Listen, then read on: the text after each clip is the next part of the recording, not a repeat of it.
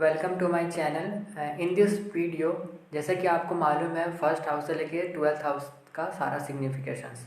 तो इस वीडियो में let sum up all the things, बहुत ही आसान शब्दों में सबको एक स्टोरी की तरह समझते हैं, क्योंकि 1 से लेकर 12 हाउस तक ये सारे चीज़ें जो है वो बहुत ही प्लान्ड वे में बनी हुई हैं। इसमें किसी भी हाउस को स्किप करना मूर्खता होगा, क्योंकि हर एक हाउस से कनेक्टेड है। फॉर एग्जांपल 10th हाउस आपका कर्म है, प्रोफेशन है, तो 11th हाउस उसका आपका पैसा है, कर्म का पैसा आपको मिला। तो हर एक हाउस एक दूसरे से कनेक्टेड है।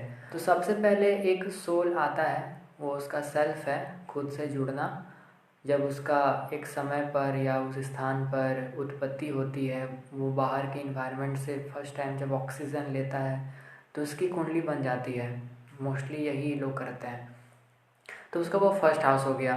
फिर जैसे जैसे वो बड़ा हुआ, उसने देखा आसपास उसकी फैमिली है, उसको वो वैल्यू देने लगा। फिर थोड़ा सा बड़ा हुआ, उसने देखा कि उसके भाई बहनें भी हैं और पड़ोसी भी हैं। तो फिर वो जैसे जैसे बड़ा होते गया, फिर उसकी माँ उसको टेक केयर करने लगी। फोर्थ हाउस, उसको कंफर्ट जोन मिला, एक होमली इन्वायरमेंट मिला उसे। फिर वो बड़ा हुआ तो फिर उसकी इंटेलिजेंस, बुद्धि आई, फिफ्थ हाउस। तो फिर उसने उससे पढ़ाई अपना शुरू किया। फिर उसे लगा कि कुछ काम करना चाहिए, यानी कि सिक्स्थ हाउस। तो वो अपने डेली रूटीन वर्क में लग गया। अब क्योंकि वो काम करने लगा तो अब उसका मन हुआ कि अब क्यों ना शादी किया जाए, अपना फैमिली बसाया जाए, सेवन्थ हाउस। फिर क्योंकि उसका फैमिली हो गई, अब उसे डर लग रहा है कि कहीं मैं अपने पार्टनर को, अपने फैमिली को खो ना दूँ। तो उस डर से एट हाउस, तो उसको फिर गुरु का आशीर्वाद चाहिए, उसे ब्लेसिंग्स चाहिए, हायर नॉलेज चाहिए, क्योंकि ये जो फियर है, ये डर है, इसको दूर करना पड़ेगा ना। क्योंकि आप धरती पर आए हो, अगर डर डर के जियोगे तो कैसे चलेगा।